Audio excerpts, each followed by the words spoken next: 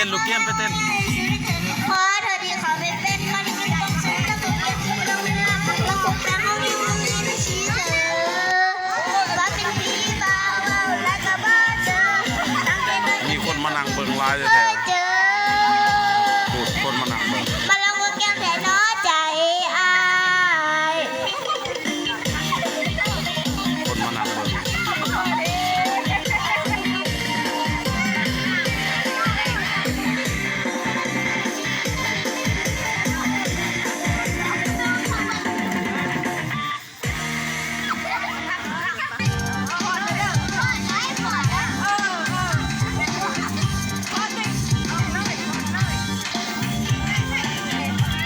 มี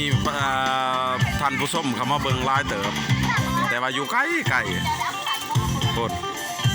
นางเลียนกันเป็นแก้วเอาฮันนี่มาฟังฟังนี่เอาฮันนี่มาฟังฟังนี่มาฟังเรื่องของแม่ยายศรี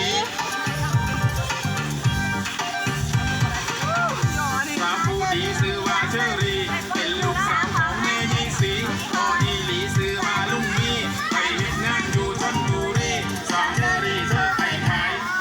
พัดดีข้าวเหนียวส้มตำไก่ย่างร้านนี้สาวเชอรี่ขายอยู่หลายปีได้ไปพอกับสาววิลลี่เป็นฝรั่งผมยาวเกาหลีส่วนมันเกิดอยู่เมืองซิดนีย์ได้มาบอกกับสาวเชอรี่สาววิลลี่เลยส่วนไปเป็นบัดดีที่นางดีที่นางดีที่นางดีที่นางดี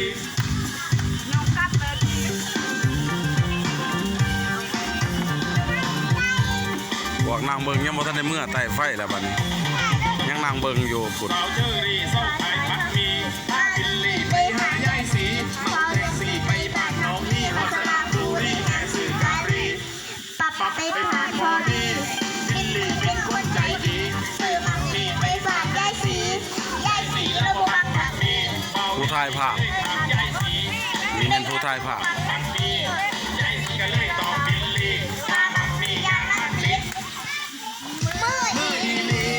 วิลลี่บอก บาเซอร์ยายผู้ดีว่าบุบังคับมีแม่ยายศรีระบบบังคับ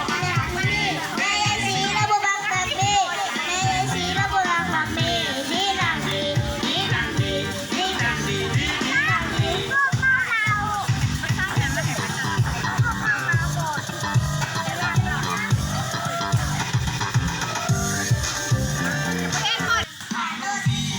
ท่านผู้ชมมานั่งเบิ่ง